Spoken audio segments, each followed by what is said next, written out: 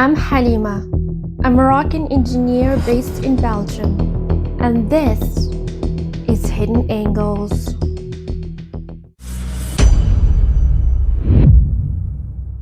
Your name controls part of your identity. Before people know your personality, your intelligence, or your values, they judge your name. Studies show that names influence how people perceive attractiveness, trustworthiness, competence, and even success. Some names sound powerful, some sound intelligent, some sound friendly, and some create negative assumptions instantly. But the strangest part is, your name doesn't only affect how others see you, it can affect how you see yourself. And over time, people slowly adapt to the expectations attached to their identity, which means a word you never chose may have shaped part of the person you became. What makes names powerful is that humans attach meaning to them instantly. Before even someone knows your personality, their brain already begins building assumptions. One famous study from the University of Chicago and MIT, researchers found that identical resumes received different responses depending only on the name attached. Applicants with traditionally white-sounding names received significantly more callbacks than identical resumes with black-sounding names, even though the qualifications were the same. But the strangest part is that names may also influence the person carrying them. Psychologists study something called implicit egotism. The idea that humans are unconsciously drawn towards things connected to themselves. Some studies even found small statistical patterns linking names to career choices, cities people move to, and personal preferences.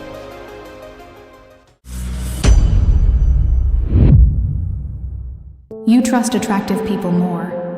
Your brain judges people before they even speak, and attractive people often receive more trust automatically, not because they earned it, but because your brain associates beauty with positive traits. Psychologists call this the halo effect.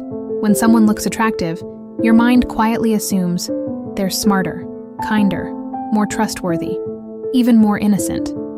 Studies show attractive people are more likely to get hired, be trusted, earn higher salaries, and even receive lighter punishments in court.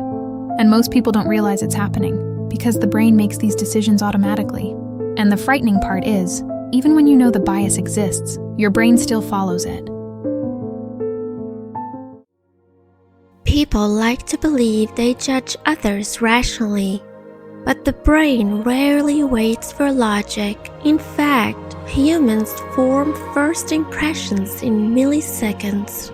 A study from Princeton University found that people judge trustworthiness, competence, and likability in less than 1 second, sometimes in just a fraction of a second. And once the brain creates that impression, it becomes surprisingly difficult to undo. Psychologists call this the halo effect, a cognitive bias where one positive trait changes the way we perceive everything else, and physical attractiveness is one of the strongest triggers. But the bias becomes even more disturbing inside courtrooms. Research has found that attractive defendants frequently receive lighter punishments, lower bail, and sometimes more sympathy from juries because perception quietly influences judgment, even when people believe they're being objective.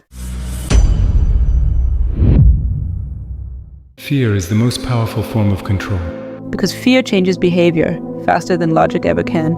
A scared brain stops questioning, it stops exploring, it stops resisting, and starts searching for safety. That's why fear has controlled humans for centuries. Governments use it, media uses it, algorithms use it, because fear captures attention, and attention is power. Neuroscientists found that fear activates the amygdala, the survival center of the brain, and once survival takes over, critical thinking becomes weaker. People become easier to influence, easier to divide, easier to control. And the frightening part is, Most people believe they're thinking freely, while fear is quietly making their decisions for them.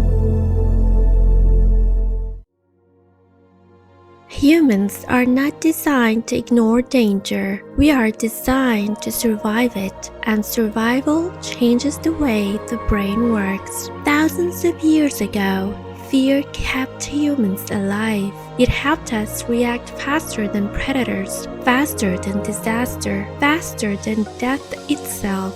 So the brain evolved to prioritize threats over almost everything else, and that ancient survival system still controls us today, even in modern world. Psychologists call this negativity bias. The human brain naturally pays more attention to threats than positive information. One danger can dominate the mind more than 10 positive experiences, because evolution taught the brain missing a threat could be fatal. So fear became psychologically powerful, and maybe that's the most unsettling part.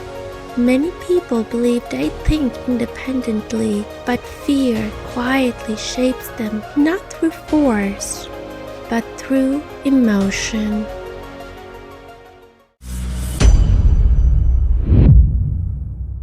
Humans love watching destruction. Car crashes, buildings collapsing, explosions, disasters. Even when they horrify us, we still watch, because the human brain is drawn to danger.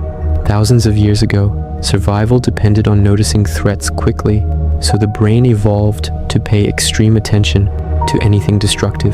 That's why destruction videos spread so easily online.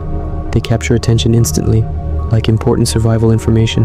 But the unsettling part is, the more we watch destruction, the more normal it begins to feel.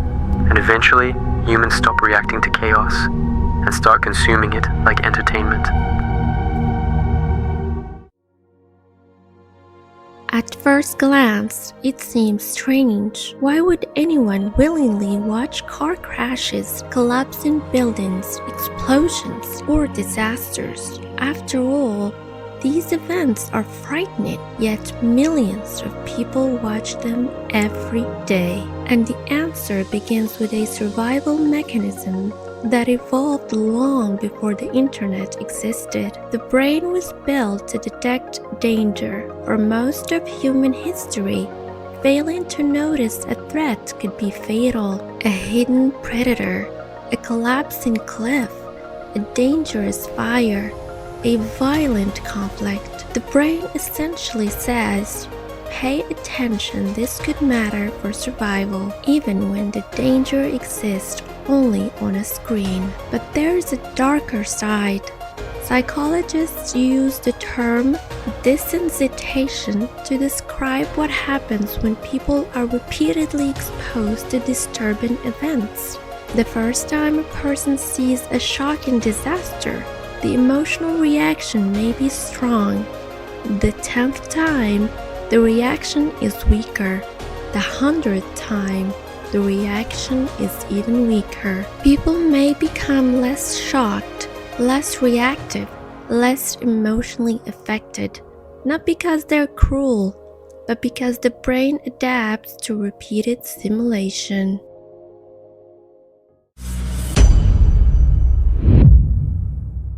Dreams feel real. Sometimes more real than reality itself.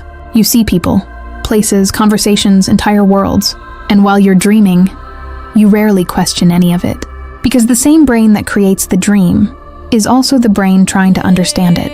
Neuroscientists found that during dreaming, parts of the brain responsible for critical thinking become less active, while emotional and visual regions remain highly active. That's why impossible things can feel completely normal. But here's the strange part. If your brain can create a convincing reality when you're dreaming, how certain are you that it is not doing the same thing when you're awake?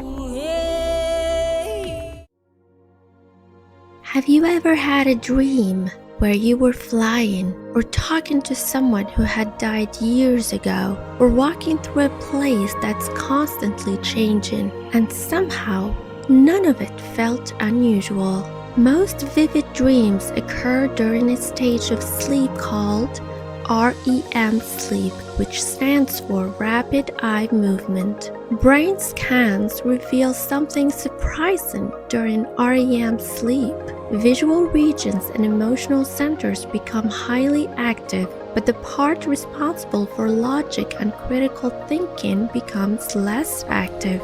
That's why fear feels intense, joy feels overwhelming, anxiety feels real, and loss feels painful.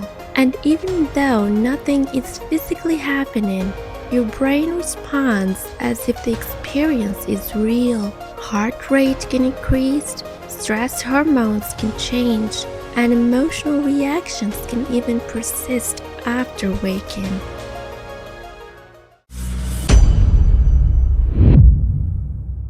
You hate uncertainty more than bad news. Imagine waiting for an important result, a medical test, a job interview, a message that never arrives. Often, the waiting feels worse than the answer itself, because the brain is built to predict, and uncertainty prevents it from doing that. Studies show that people often experience more stress when they don't know what will happen than when they know something bad will happen. The brain would rather face a painful reality than an endless number of possibilities. That's why uncertainty feels so uncomfortable, and why sometimes the fear of what might happen is worse than what actually happens. And the strange part is, what you fear may never happen, yet your brain is already punishing you for it. Your brain has one primary job: keep you alive. To do that, it constantly tries to predict the future. Every second, your brain is asking questions. Is this safe? Is there a danger? But uncertainty prevents these predictions. When the future is unknown, the brain cannot prepare. Imagine two scenarios. Scenario 1. A doctor tells you that a procedure will hurt. You know it will be painful, but at least you know what to expect. Scenario 2. The doctor says, "We'll find out later." Suddenly, the brain is forced to process dozens of futures simultaneously, and that uncertainty creates stress. One famous study from researchers at University College London examined how people react to uncertainty. Participants were shown signals that indicated whether they might receive a mild electric shock. Surprisingly, people often showed higher stress responses when the shock was uncertain than when they knew it was definitely coming. The anticipation created more anxiety than the predictable outcome itself. Now think about that. The possibility of pain produced more stress than the certainty of pain. I'm Halima, and this was Hidden Angle.